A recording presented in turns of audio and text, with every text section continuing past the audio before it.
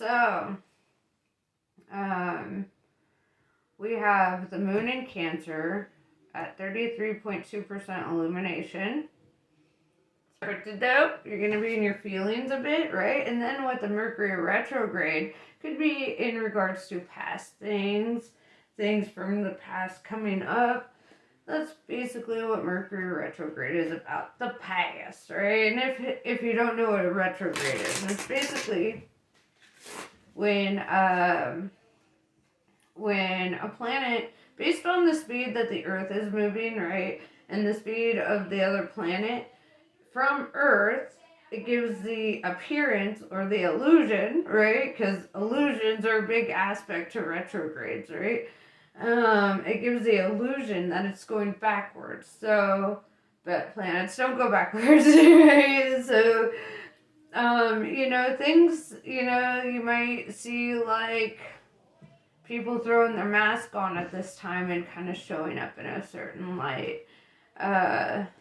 So, yeah, retrogrades are all about that. Mask on. Right?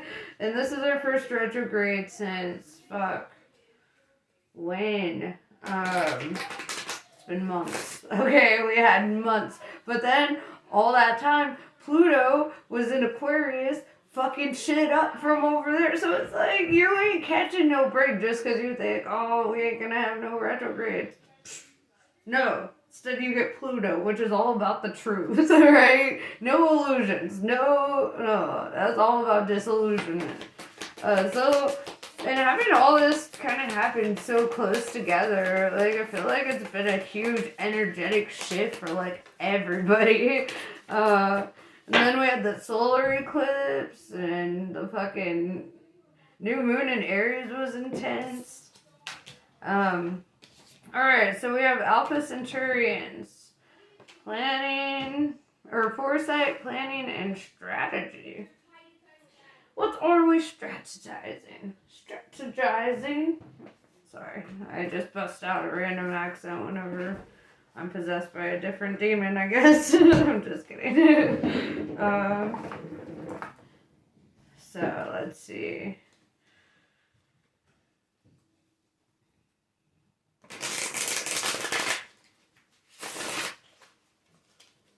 The Borat demon.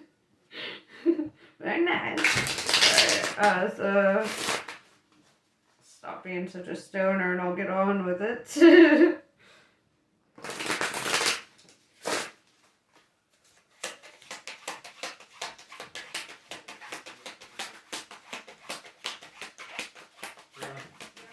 Can Sophie come too? I mean, you can get something.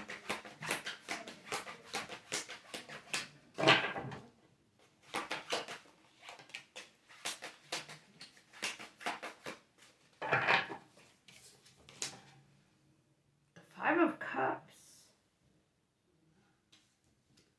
Just look at it for a second, okay? Like, I don't feel like I need to say much. Okay. Five of Cups is all about somebody who's, like, feeling sad and alone, and it looks like he's just been drinking by himself, like, so it's kind of really, I mean, it's all about, like, emotional disappointments. It's about, like, the things that, it's funny because that came up in the last reading too, the Five of Cups, and now it's like the forefront of this one. And you might be focusing a little bit too much on, what you have to let go of.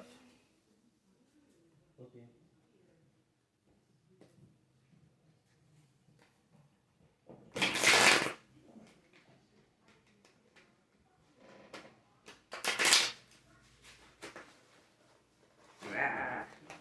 You get no cards. Okay. My thoughts were scattered for a minute and all the cards scattered. Alright, so. Alright. I don't give a shit about why. I will give a shit about how to help get you out of this shit. Right? Because I feel like when we focus so much on the why we feel like this, why something happened, why, then we're so focused on that we're not really asking the right question, are we? Like, how do we get out of this? How do we navigate life after disappointment, right? How do we like manage feeling alone, right? Or lonely, I should say. um I feel like this reminds me, this energy that I'm picking up, I'm feeling with this reading, it reminds me a lot of like how I was feeling, probably like when a couple years ago when we had those crazy like forest fires in Oregon, COVID was being a bitch, and you know, whatever. There was a whole thing. And I felt very like alone and isolated. I'm an Aquarius. I don't do well being isolated. I'm a social creature. I'm an omnivore. I want to be alone when I want to be alone, you know, but like for the most part, I was not like that much of an introvert, I guess. Like, and then it wasn't until I had spent like a solid summer, you know, by myself, right? Where I had to basically, nobody was doing nothing. It was COVID. Like, so, and I just sat in my backyard and I was, you know, I had roommates and stuff, but like, it was very alone. Most of my time was spent just like this, just in my head, drinking and doing shit like that. It's like, it feels very familiar to me. And like, and I feel like I get it. Also, like, is this the best way to handle it? You know,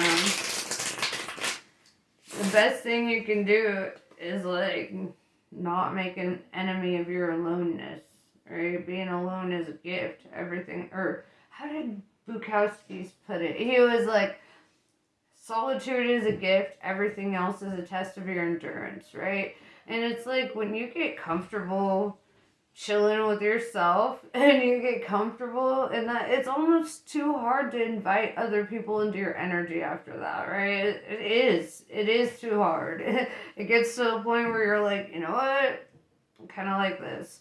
The plants, animals, they ain't gonna, you know, give a shit about, like, you know, they're not gonna judge you or whatever. It's like nice to have aloneness. But it's hard in the beginning, right? It's hard before you learn to get used to the aloneness or you get comfortable with it. It's not like something that comes super easy. Humans are pack animals, right? You're gonna want to be with people, even if it's, you know, not a lot of people, even if you're introverted and you're like, oh, I just want to hang out with like one or two people, whatever. There's this sense of just kind of feeling alone in the world and feeling disappointed and drained, right?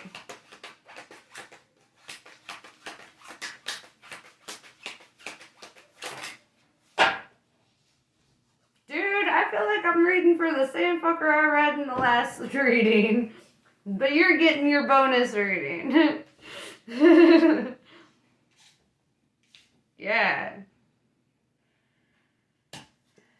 10 of Cups in reverse. That's losing an emotional, that's a huge emotional loss, right? That's like a family breaking up. Okay? It's like something that you thought would last generations, right? You see all these generations of bunnies and all the, and it's like everything that you acquired to get here, to get all these stacked up and orderly, it's like everything just kind of crumbles. And I see that with the tower here too. It's like everything crumbling, everything falling apart, everything. And you know what though? The way that I'm seeing this clock face on the tower, it really makes me think of like, you know what? It's fucking time though. Right? It's fucking time. I'm seeing with that, the way that that lightning bolt is hitting it, it makes me think of Zeus, like divine intervention, divine timing, like it's fucking time that this happened. With the Eight of Swords, there's something that you don't see yet, and I think it has to do with like, why, right? You've been asking why, and it's like, the answer is in what happens next, right? That's what I'm hearing. It's not words, it's in what happens next. You will experience the why, and then you'll understand the why, and then you'll just get it. But right now, you can't see it. Eight of Swords. Let's clarify that.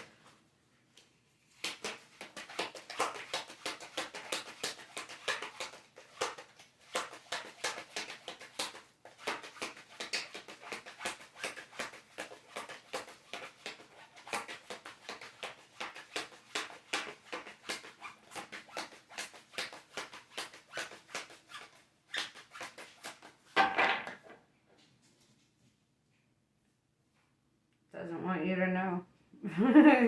It's been very quiet. Alright. I want to know. What aren't you seeing?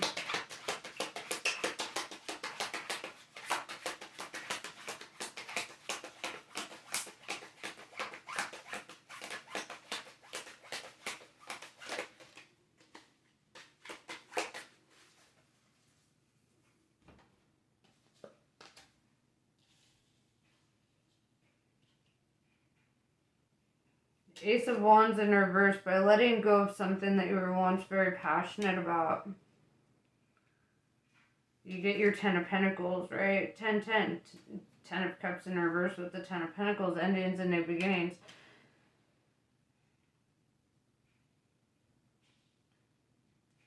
The Ten of Pentacles talks about, like,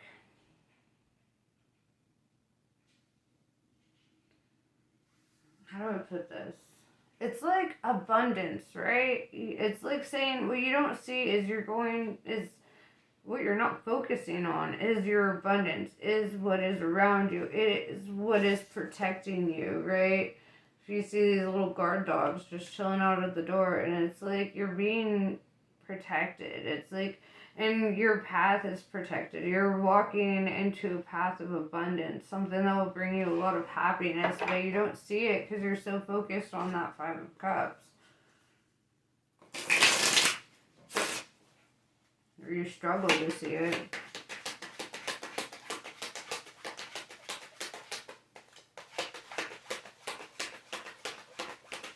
Very guarded energy with that Eight of Swords. It's like seeing all the swords around her just kind of feels very guarded. Very like oh no, I can't be bothered. Right, that's what I'm hearing. Knight of Wands. Then the wind blows. Okay. And so all of a sudden somebody is... The knight is like bringing a message, right? A messenger of sorts, but he's not quite a page. He's more than a page. Or is he? Whatever. I don't fucking know. Royals. Hierarchies. Hierarchies are gross. But the Knight of Wands is like, it reminds me of that Bonnie Tyler song, that I Need a Hero. Yeah, it's funny. But Knight of Wands is like somebody's like coming in and communicating something to you, or you to them. Let's get a little bit more clarity on this. Who and why, right? Wands is fire. It's all about like motivation, inspiration, passion, communication. It's all kinds of things, right? Yeah.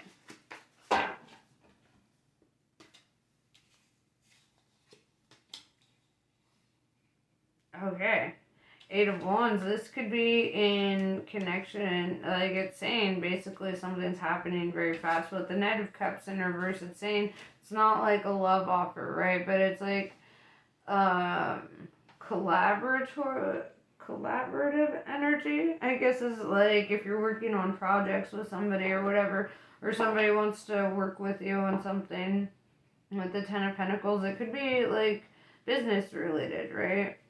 But it does look like good news. It looks like, it's very fast. It's coming into you.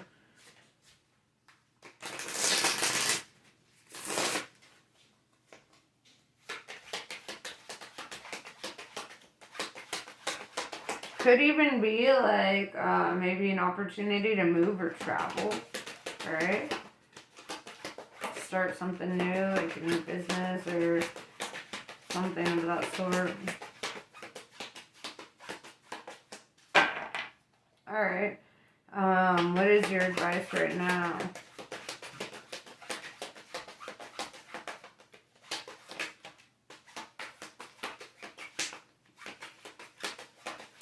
Chill, dog. That's your advice. That's your advice. We have Temperance, Sagittarius energy. This is saying be patient, right? This is the card of the Earth Angel. This is like saying you're protected. Your path is protected, right? This is also talking about being even-tempered, right? Or being calm and patient. Divine timing is a part of this. You know, trust in the timing. Trust in the way that things unfold for you. Trust in your outcomes. The thing is I feel like you, for too long in your life, you have lacked a faith in the direction of your life, right? Because when you don't lack faith in that, you're not scared of outcomes, right? Or you don't feel fear, doubt, and insecurity in regards to your outcomes. So it's really asking you to like have that kind of faith that like the trajectory that you're choosing in life isn't a bad one. You know, it's not a bad trajectory. Just keep going. Just keep swimming. So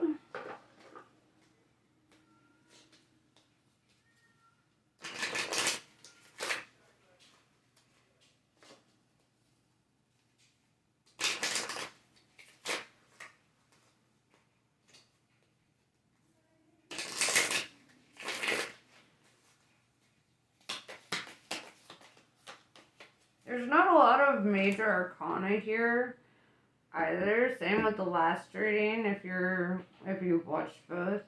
But there's a lot of minor arcana, right? Minor arcana means that whatever like challenges or conflicts that you're going through, like these are kind of fleeting, you know, they're like trivial. They're gonna go away, everything's gonna be fine. It's the major arcana lesson here, you know, is the Tower and the Temperance, right? And it's like, be calm when everything's falling apart. You know, you don't have to react to everybody's slight. You don't have to allow yourself to fall into like pride or needing everything to happen right when you want it to happen. Some things take time. But it's really asking you, like, that's the life-altering part, is that you're learning to be this, like, patient and calm and reserved energy, whereas, you know, everything else that you're going through, that's not what's affecting your path right now. That's not what's affecting your growth or the direction that you're going in, you know, what you had to let go of and all that. That's, you know, it might have felt very hard, right? With the Tower, that was life altering. That was a life altering shift and change, right? But all the things, all the suffering that you've had to do since, you know, that's something that when you look back, you're not even going to really pay any, like, that much mind to, right? Because it's just minor arcana grieving, not just, I'm sorry, I'm not minimizing it. Not minimizing it. I'm saying it's not like major arcana, like,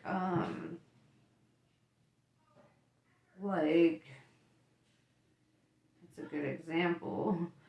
Like, a major arcana would be, like, you know, your spouse getting murdered or something, or, you know, that would be a major arcana, like, life-changing disappointment, right? Or, like, something that makes you upset, and not to that degree, right? But here this feels more like a separation, right? And it's like saying that like it's survivable. I guess is the best untact. I'm not very tactful, guys. I'm trying really hard. Okay, but like, and neither are my spirit guides. Okay, so they're not helping. Okay, just letting you know. So yeah, none of us are tactful here. But basically what I'm saying is that this is survivable. It's not even the worst thing that you've ever gone through, or, you know, like, it's you know, it's survivable. It hurts, it sucks, it's challenging, but you're going to move through this very quickly.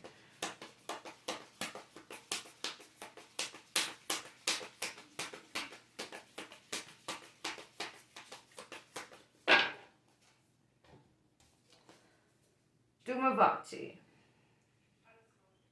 Certain endings are unavoidable. They are necessary precursors to radical reinvention. Any disappointment, defeat, or loss, and the negative repercussions of such experiences will not limit your future happiness. See, that's what I was trying to say, but it's like saying it way better than me. Okay. Yeah, anyway, but are opening up yet unrecognized pathways for fulfillment. Your trust must be unconditional at this time, and later you shall see that everything is worked out for the absolute best. See, I'm not that tactful, but the message is getting across. Okay. So yeah, that's pretty much what I have for you guys. Namaste, I love you. I'll see you later.